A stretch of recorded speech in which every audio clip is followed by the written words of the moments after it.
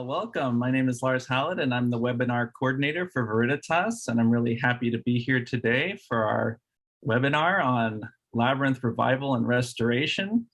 I'm a professional Labyrinth designer and builder, and I apprenticed with Robert Ferre for 3 years, and then have for 6 years run my own business creating labyrinths. And then I'm also a part-time staff member with Veriditas, hosting webinars, creating resources, and leading the social media. And I'm also an advanced Labyrinth facilitator, so many hats, as well as many of us in the Labyrinth community hold, you know. So I'm really pleased to be here with Chuck Hunner today. Chuck's a friend and contemporary in the Labyrinth design and building community. He was first found a labyrinth on the beach in Florida in 1998, and over the next few months developed a line of labyrinth jewelry. He completed facilitator training with Lauren Artress in 2009 in Greensboro, North Carolina. And the walks that he hosts focus on moments in nature, such as the full and new moons, equinoxes, solstice, and the transformative power of partnering with nature. He believes that walking the labyrinth can liberate us from our past outmoded beliefs. Walking the labyrinth engenders psychological flexibility for adapting to any situation. And that's what this webinar is all about. It's about flexibility and adapting to situations, for sure. So he has led many of Robert Ferre's labyrinth construction projects to success, and his focus is to bring labyrinths to an ever-widening audience in order to share the magic and enhancement of labyrinth consciousness. So thank you for joining us, Chuck. My pleasure, Lars. Thanks for inviting me. It's a great honor for me to be here tonight, talking about labyrinths, about something that I truly love, and something that I'd really like the rest of the world to find out about. So I think this labyrinth, the webinar tonight is really about resurrecting, bringing labyrinths that are lonely or orphaned or just have somehow been lost to the community, bring them back to the fore. Yeah, I mean, this is a great initiative that we are launching today, and we appreciate everyone for being here with us on this Veriditas webinar. Okay, great. So the challenges. So there's 3 big challenges that I see with labyrinth. And that is, one is lonely labyrinths, which is a term that Lauren Artress kind of brought into consciousness. And the lonely labyrinth is a labyrinth that's in decent walkable condition, but rarely visited or used. The second is a broken labyrinth. So a labyrinth that has been physically damaged and needs to be repaired or restored in order to be walkable again. And then the third is a lost labyrinth, a labyrinth that is completely overgrown, missing, or maybe removed from the space. And so, you know, these are 3 different states that you can find labyrinths in, and, you know, they happen for a wealth of reasons. You know, it could be the materials, it could be the energy, it could be many different things that lead to these realities. And the good news is that there are solutions, and these are the 6 keys that I see to keeping a labyrinth alive. And we will share a handout with these and also the PowerPoint presentation. So you will be able to download a PDF of this later. So number 1 is awareness, having signs and ceremonies so that people know that the labyrinth is there. Number 2 is stewardship. So the role of the labyrinth builders, facilitators, and keepers in stewarding the land and the labyrinth. Number 3 is recurring events, holding walks on holidays and also creating other events in the space. Number 4 is placemaking, the approach, the container, and the landscaping, which Richard Feather Anderson has been a real mentor for me in terms of placemaking in that regard. Number 5 is maintenance, you know, seasonal, annual, and emergency maintenance. And number 6 is the seasoning of the labyrinth, which is the sustaining energy of the people, the place, and the purpose. So awareness. So the first thing is just whether or not the people, the community, people know that the labyrinth is there, right? And the labyrinth will become lonely quickly if people just don't even know where the labyrinth is. So one of the main ways to do that when it's built is to have the ceremony, the blessing for the community, and right away to have a big event so that people know where the labyrinth is and how it is used. And Lauren Artris led a full webinar on introduction ceremonies and rituals around the creation of a labyrinth blessing. So I would recommend that if you are if you have a new labyrinth that you would like to bless, or you could rededicate a labyrinth that has been lonely for a long time. The second important thing is signs.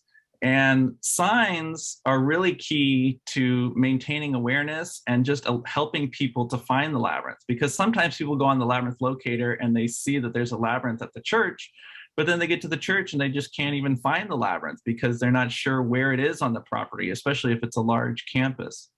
So there's multiple types of signs, actually. There's not just, we often think about the sign at the entrance when you walk up to the labyrinth, but there can also be signs in the parking lot or on the corner, near the building.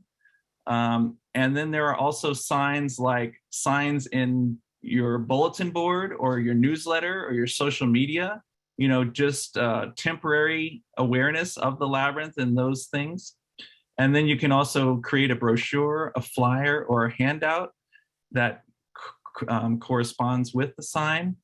And then finally, to have your labyrinth on your website, on Google Maps, on the Labyrinth Locator, and on the Well-Fed Spirit, which is a labyrinth map and directory that goes kind of hand in hand with the locator. And signs, we could spend a whole hour just on signage, but Robert Ferre did an incredible service to us by going through every sign that he could find an image of online. And he came up with these 15 different points of information that you could include in a sign. And they're not all necessary. You have to decide, how much information you want to share in your sign. But these are the 15 different types of things that you can think about that you might want to include on a sign. You want to basically present the labyrinth as if you were a facilitator, but the labyrinth is kind of your permanent facilitator at the entrance, right? So think if you were standing at the entrance to the labyrinth and somebody walked up to it, what would you say to that person who walked up to the labyrinth? It's kind of like creating a permanent labyrinth facilitator at the entrance to the labyrinth. And you may want to name your labyrinth, provide a welcoming, a summary of labyrinth history. If you live in an area that people don't know a lot about labyrinths, then a short, statement of what the history of labyrinths is and what a labyrinth is itself. But if you know that you're in a community where labyrinths are pretty well known and there's a lot in the community, then maybe you don't need to include this as much.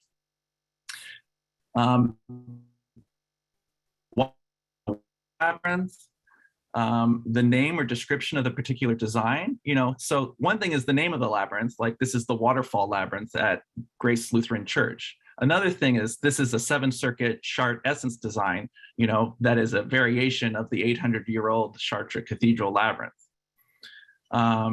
You might want to include guidelines for walking, an explanation of what happens. Now here you want to be careful. Lauren Artris warns us not to prescribe someone's experience, but you may want to say that people, commonly use it for problem solving, for insight, as a path of prayer. A relevant quotation might be something that could also work to focus your theme or intention for the space. A statement about the lasting effects of having walked. Now, that also is a little tricky, and Robert Ferre's handout actually includes some examples of all of these things. So you can see examples of what he thought are successful ways of doing this. But, part of that is that the labyrinth experience is cumulative. So, you may encourage people to walk multiple times, at the space, please revisit this site, for daily or weekly walks. And then post-walking instructions, a statement wishing the walker well, and then you can also include maybe the year and who built the labyrinth. So these are just a few examples of labyrinth signs that I've collected, and you can see they take all different forms. Now here on the left is one that, is just a basic sign. This is where the labyrinth is. And so I really recommend having a simple sign that's far away from the labyrinth. Maybe it's next to the main sign for your site, or, when we went on the labyrinth pilgrimage in Vancouver Island, there was a church, and when you drove up to the church, there was a giant sign that said, First Emmanuel Church, and then it said Labyrinth, right there on the main sign, welcome to our labyrinth. So people even driving by would see that there's a labyrinth there.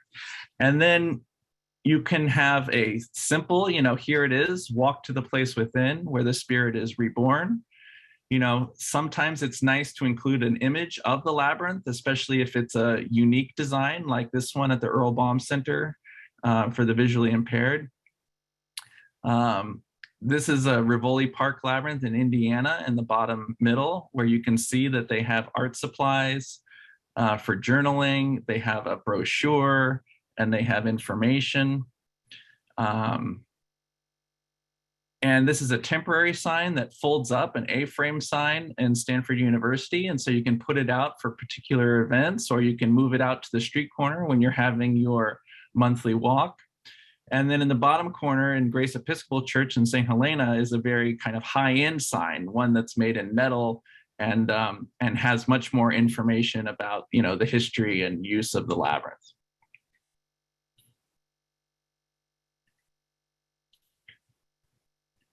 So after signage and awareness comes stewardship. And stewardship is, is there someone that's going to carry the torch of the labyrinth after the labyrinth builder leaves, or after the committee that created the labyrinth has completed their goal of bringing the labyrinth to life? And so the stewardship can kind of needs to be passed through these different groups, or maybe the groups overlap. It may be the committee that stays on and becomes the facilitator, and the facilitator maybe becomes the keeper. But also you might want to designate someone who is the facilitator, who takes the Veriditas training, and that person works and focuses on the education, engagement, and the building of the community around the labyrinth. The labyrinth keeper is the person that visits regularly and just kind of assesses the labyrinth, keeps it clean, sweeps it off, identifies any problems, and responds to any isolated events. So maybe there's a storm, maybe there's an animal that's causing problems, maybe something happens with an individual on site, and keeps awareness of the ongoing maintenance schedule. But the labyrinth keeper really can be empowered by the builder, because the builder probably has the best sense of how to maintain that particular type of labyrinth. So, if I'm going to create a concrete labyrinth with an overlay on it, and I do a concrete sealant, then it's important for me to share that the sealant needs to be resealed every 3 years. And so I need to educate somebody that sealing needs to happen every 3 years. And it would be really good if the builder would remind the client about regular maintenance issues. So if you create a labyrinth for someone, it's also nice to check in as the builder and to kind of help guide them with especially maintenance that will have to continue into the future. Third is recurring events. So events are key to keeping the energy and awareness and use of the labyrinth. And the question is, are you hosting monthly, seasonal, or annual gatherings centered on your labyrinth? Now, the most obvious thing to do is to host a labyrinth walk. And to host a regular labyrinth walk is really great for maintaining the energy of the space. So I highly recommend, if you can't do a monthly walk, then to try to do a quarterly walk. And if you can't do a quarterly walk, then to do it at least once a year, an annual walk. And that just keeps you committed to the labyrinth. It keeps the community aware of the labyrinth. And people love annual rituals, especially around the labyrinth. So if you're not hosting regular walks, then try to get the labyrinth tied into annual events, holidays, or festivals. So if you know that there's a solstice event at the church, or you know there's a Earth Day celebration at the community center, to try to have the labyrinth be a part of a larger event that happens every year. And then the final thing is to invite people to use the labyrinth for other events like drumming, dancing, music, yoga, etc. And these events, can also help maintain the energy of the labyrinth. And the people that go to those events, maybe they don't walk the labyrinth at the event, but they could become aware of the labyrinth and then use it on other times. So like the labyrinth at Grace Cathedral is an incredible example of this, because with yoga on the labyrinth now, that's really something that has come to kind of sustain and hold the energy of the labyrinth when the monthly walks have actually decreased in the amount of people. And the yoga on the labyrinth is really what is kind of carrying the energy of the Grace Cathedral labyrinth at this point. And then the other thing is to have weddings, memorials, or rites of passage on the labyrinth. And people, will want to clean the labyrinth and maintain it for these really nice and important ceremonies. And so having people hold events on the labyrinth is a great way to also earn income to put towards maintenance costs and things like that. Placemaking. So does the labyrinth invite people in and hold space? Is the labyrinth accessible, attractive, and grounding? So, maybe the labyrinth is just doing okay in terms of its design and materials itself, but the labyrinth is not attractive and not bringing people in because the surroundings, the setting of the labyrinth is not inviting. And so this is what Richard Feather Anderson has really helped me to come to awareness of, is the idea of placemaking, that you need a welcoming and accessible pathway to the labyrinth. You need to be aware of the parking and approach. How do people park? How do they get to it? Imagine you are arriving at your labyrinth for the very first time and didn't know where it was. How do you get to the labyrinth? What is the experience like of getting out of your car or walking from the front door of the school, from the classroom to the labyrinth?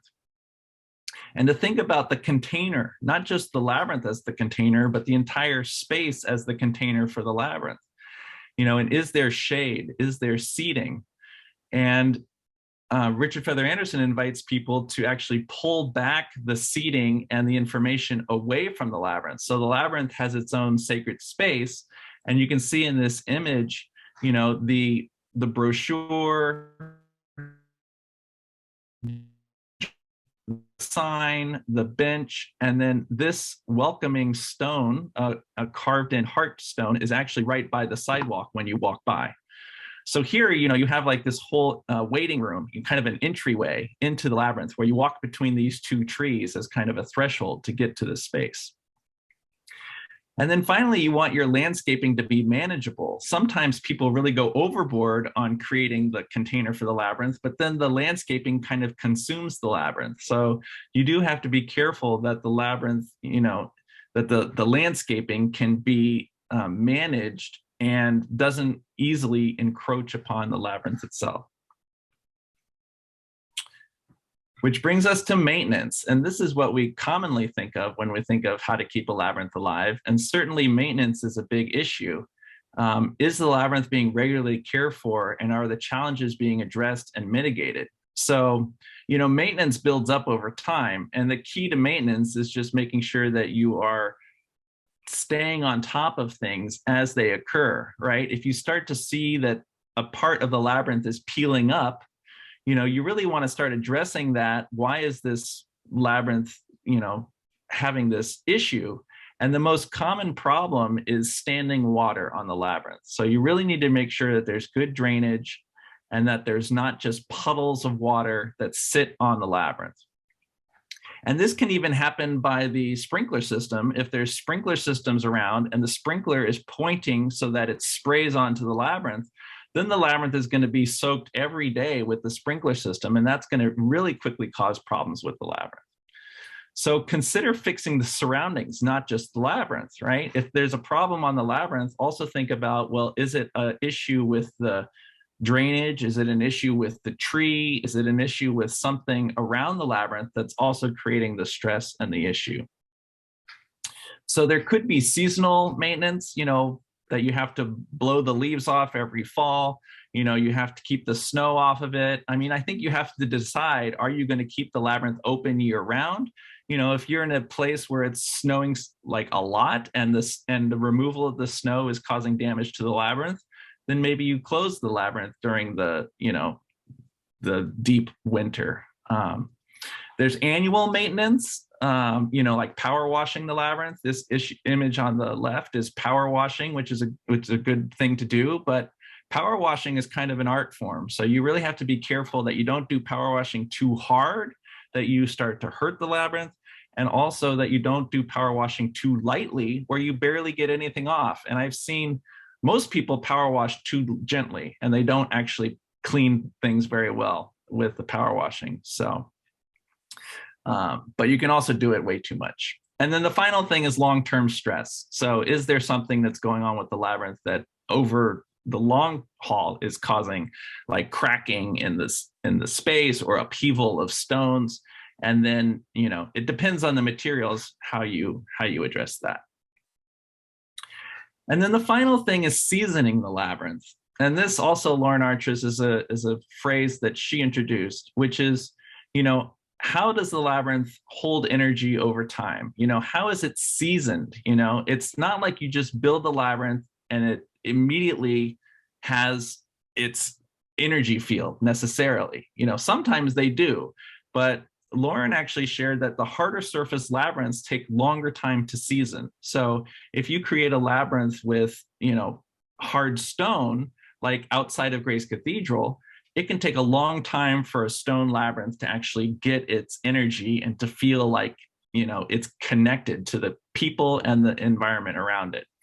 Whereas if you use, wood or brick, it maybe can absorb energy more quickly. And what Lauren actually shared was she wanted a marching band to just play music like really loudly on the outdoor labyrinth at Grace Cathedral. I don't know that this ever happened, but she really felt like it needed just a boost of like music and an infusion of energy into that space. And so, labyrinth seasoning, a great way to do this is to actually invite different groups of people into the labyrinth space. And there are, like, the annual lion dancing for the Chinese New Year does happen outside of Grace on the labyrinth, and people practice Tai Chi outside on that labyrinth. And if you can diversify your activities that engage in this space, then that will help to kind of maintain the energy field and augment it over time. And you may need to temporarily modify the space to resonate with different groups. So, think of how to adapt the labyrinth to different experiences. Obviously for yoga on the labyrinth, they put yoga mats all over the labyrinth. Really it's all about word of mouth and boots on the ground, because the more people that walk on the labyrinth, generally that's going to help beat back the weeds, reinforce the pathway.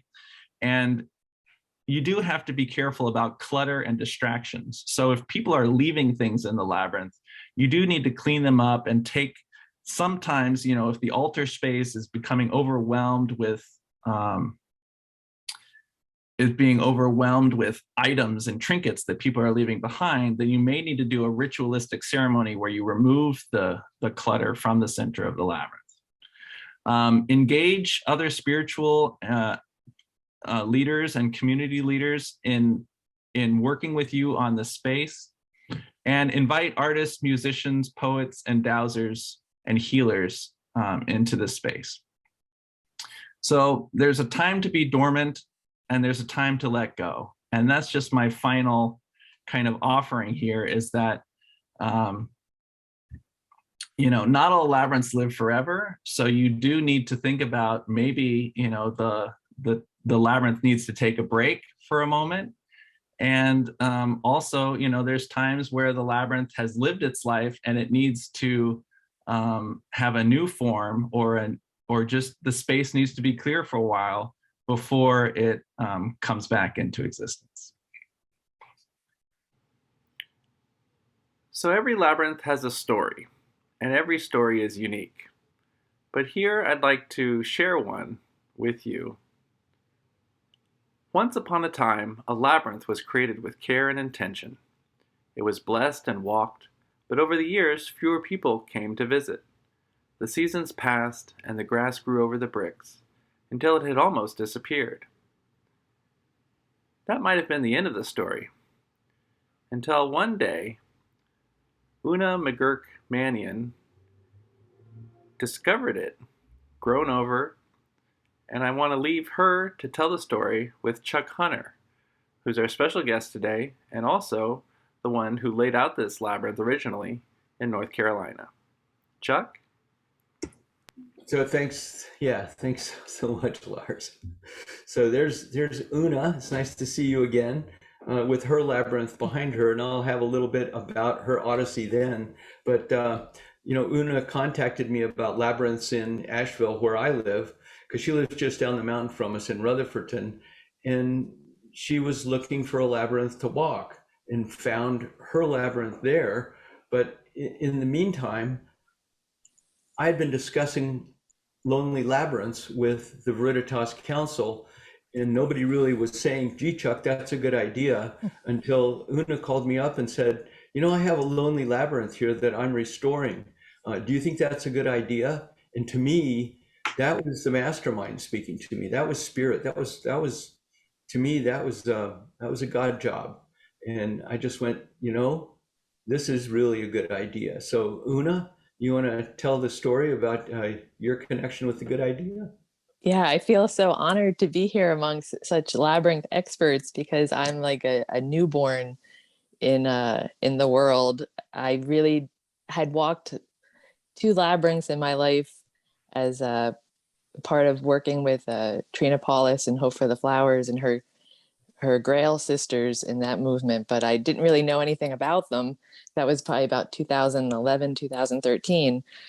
It was, 2020 was such a difficult year. I barely left the house. I knew I needed some support. So I had joined up with this Year of Miracles group online. And one of the participants had just mentioned labyrinths and dropped the labyrinth locator. And I thought, oh, it'll probably be somewhere in Asheville. Let me take a look. And then lo and behold, I put in my zip code and there was one down the road. So I went to St. Francis, and you see what I found. I was a little disappointed because I'm like, this is not walkable.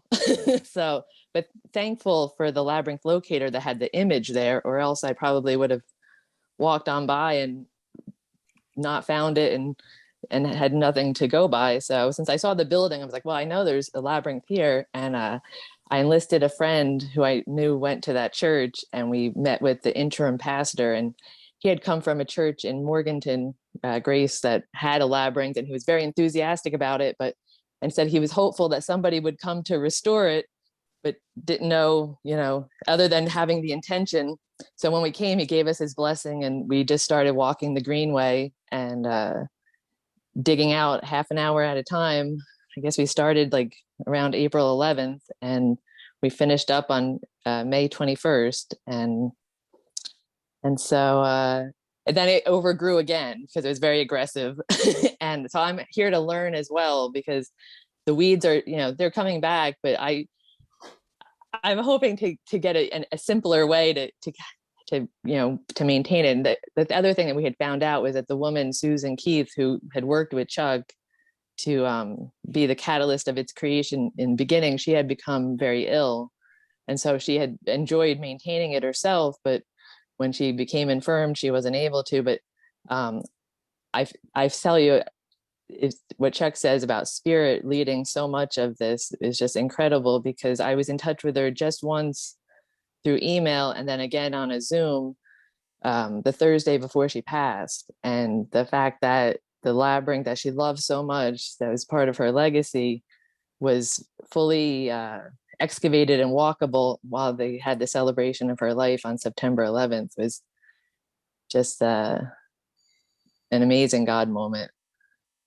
I felt really honored to be called by the Labyrinth, really, to do this work. Wow, what an incredible story. It's amazing the synchronicity that can happen around labyrinths, and not only in the creation of the labyrinth, but in bringing it back to life. And, you know, thank you so much for sharing that journey you had. I'd like to invite Chuck Hunner now to share some of his case studies in providing more information about Una's project and other examples that we can use as we learn more about bringing labyrinths back to life. Chuck? There we go. So these are some of the case studies that I put together.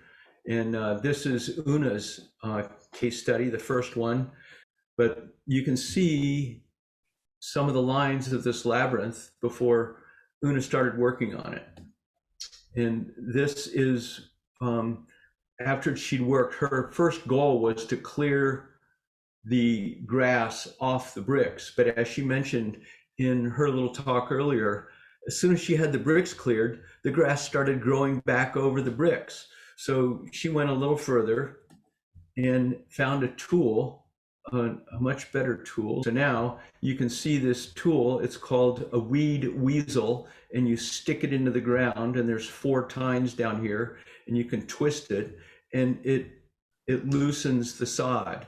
Now in this next image, you'll see bags where she puts her sod, but this was her main tool right here, was a little 2-inch paint scraper. And she decided that leaving the grass there was not good enough. So she, as you can see, she began to clear the labyrinth. And this is more progress being made until finally, that's it. One of the things that I really like about this labyrinth is that the minister's house is right here and the church is back off to the right. And so when she comes into the service, she walks through this gate. She walks the labyrinth and follows it into the center. And then she walks straight out the top of the labyrinth, up these stairs, in and delivers her church service. Then when she's done and she's finished with church for the day, she comes back down these steps, walks to the center, and then goes ahead and walks out the labyrinth and winds her way home. So I think that's a great ritual.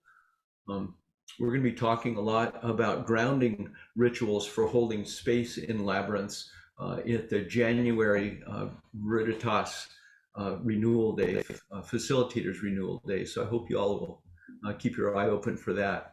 This is my backyard after a week of rain, and you can see I have these round river stones that I've sunk into the earth just deeply enough so that I can mow straight over them with my mower. There's clover evident here. This half or this part of the grass has not been mowed yet. So that works to a point. Now I could come back with a very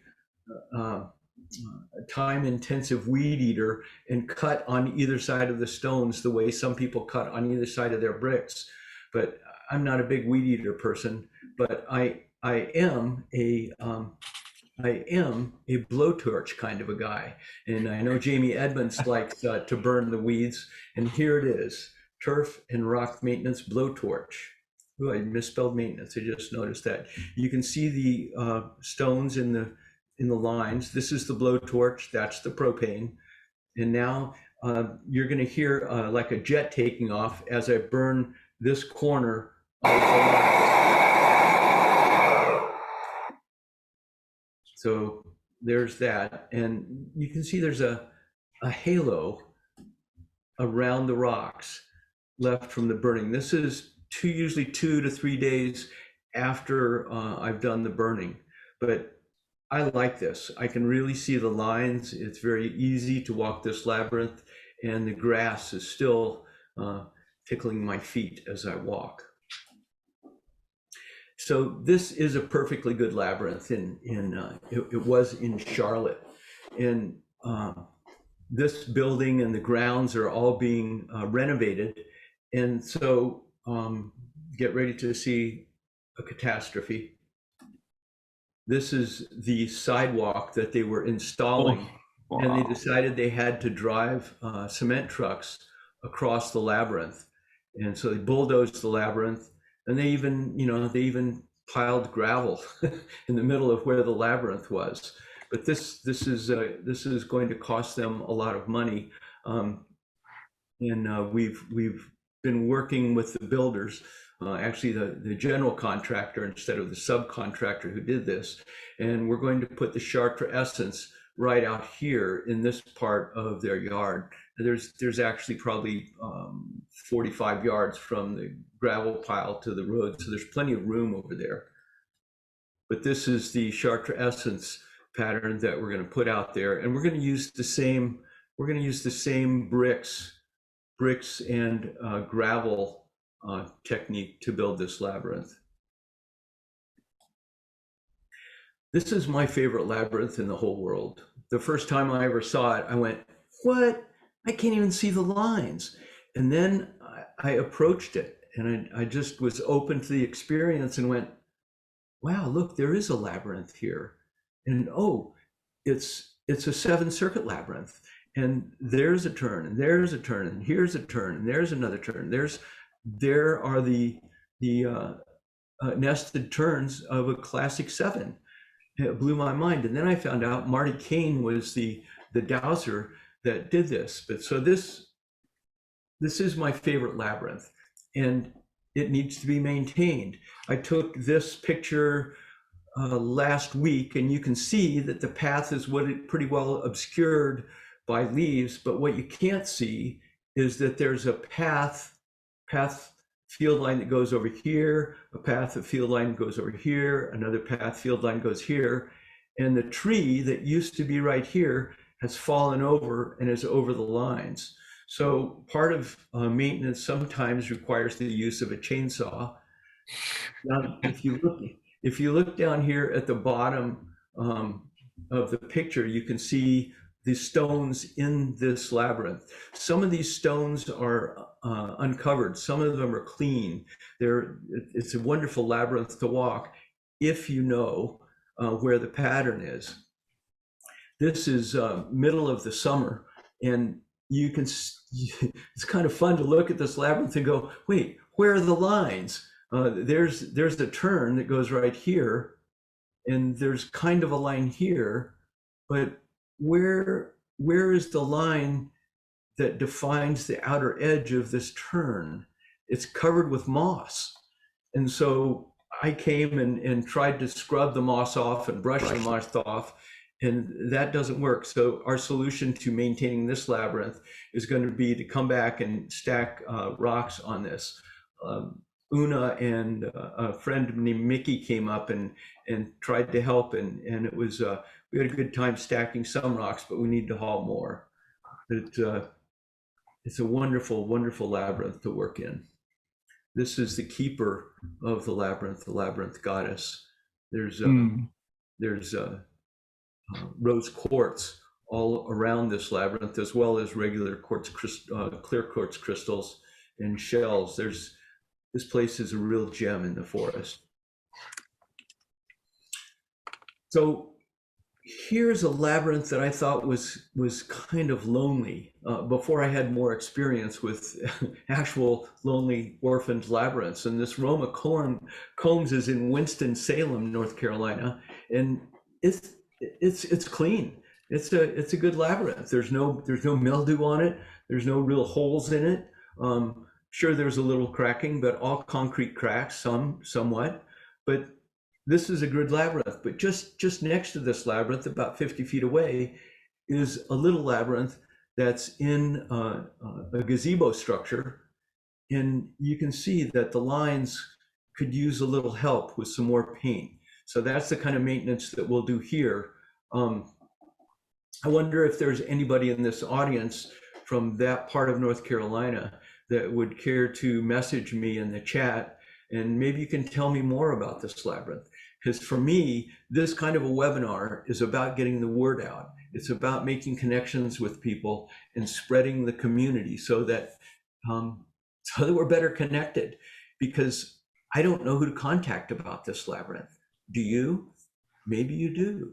And that's why I hope people will use the Labyrinth resources link at Veriditas to use that contact form to send me emails saying, you know, I don't know about the Roma Combs labyrinth, but I'm out in the middle of nowhere here in Kearney, Nebraska, and there's a great labyrinth here.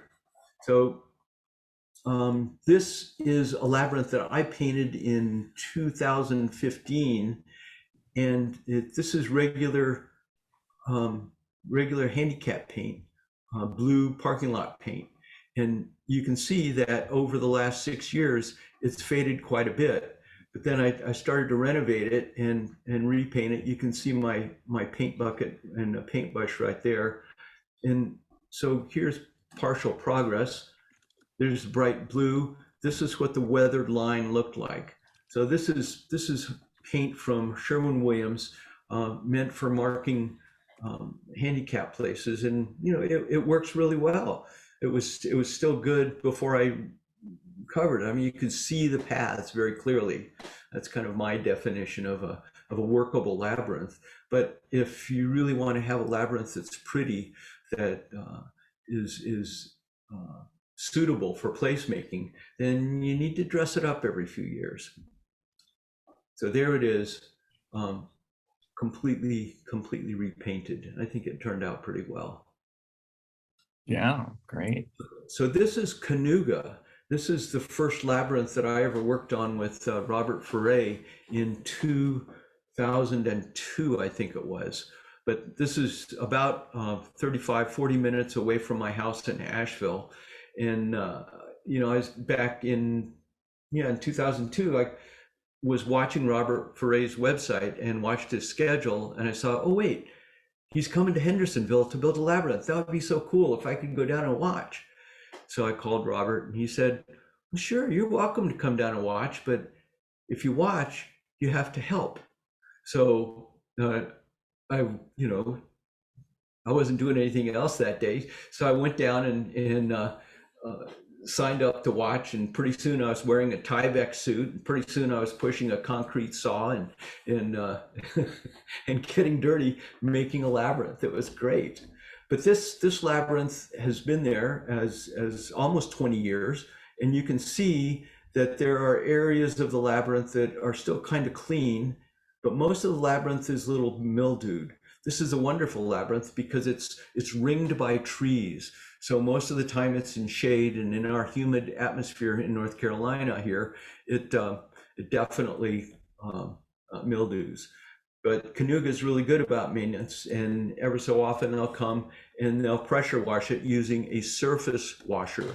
Just washing a labyrinth, pressure washing a labyrinth with a regular pressure washing wand doesn't really work very well. You need to have a surface washer that has a spinning wand underneath the cup that cleans the whole labyrinth. But at the same time, as Lars mentioned, you have to be really careful about not peeling the lines off. These lines are there to stay on this labyrinth. So this is definitely a lonely labyrinth, which I know nothing about except that it's the Longhollow labyrinth in Pensacola. You can see that somebody incised the lines into the concrete. So there was some really painstaking, precise work done here to permanently put this design into this concrete pad. Plus, the pad looks like it's tailor-made. It's a nice round concrete pad. But what happened? Did they run out of money? Did they run out of interest? Somebody stopped painting this. So this is kind of the type locality that I'd really like to get to and work on. Maybe this February I need to go to Pensacola for a little winter R&R from cold Asheville. So if you know about this labyrinth, get in touch with me on the Labyrinth Renewal and Revival. So Cheryl Scott Dobbins alerted me to this Labyrinth. So just remember the 6 keys. Thank you, Lars. Make people aware. Who is the keeper of this labyrinth? What are the recurring events? Is your labyrinth a long-term center of attention? How is your labyrinth maintained? And who are the spices of your labyrinth? You know, certainly everybody at Veriditas is a wonderful, wonderful spice in my life. So this is the 14-second video that I promised. It took me about an hour to do this. I use a garden knife to cut the lines. I'm going to a bigger tool that will work a little bit faster. But there you go. That's an hour and 14 seconds. Thanks for loving labyrinths, everybody. Great. Well, thank you, Chuck. That was really awesome to see some examples. And I think the moral of the story is that every story is different. So, you know, each labyrinth has a different opportunity, a different energy, and it also has a different challenge and a different, you know, story that it's living. And the labyrinth really has a life of its own. But the question is how do you keep that life going? And how do you, and you know, in a community, keep the energy and spirit of that labyrinth so that, you know, it continues along its life and lives as long as it can, you know, be a benefit to the people in the community that it's a part of. So I just wanted to share one little quote here. Nobody ever steps in the same river twice, for it is not the same river and they are not the same person. Heraclitus. So the idea is that, you know, the labyrinth is always changing and we are also always changing as well. So we have to accept change to a certain extent. You know, the labyrinth is not going to be the same every day as when it was built. You know, the labyrinth is going to take on a life and it's going to go through its seasons and its decades, hopefully, of life. And it's going to change throughout time, and we are also going to change. And so the question is just how to, you know, work in cohesion so that you and the labyrinth community can all grow together alongside of it. And this is also an exciting moment of launching the Labyrinth Revival and Restoration Initiative, which is a project of the Veriditas Council. And this is a place to go and to visit the website, which is veriditas.org/labyrinth restoration. And I'll put it in the chat.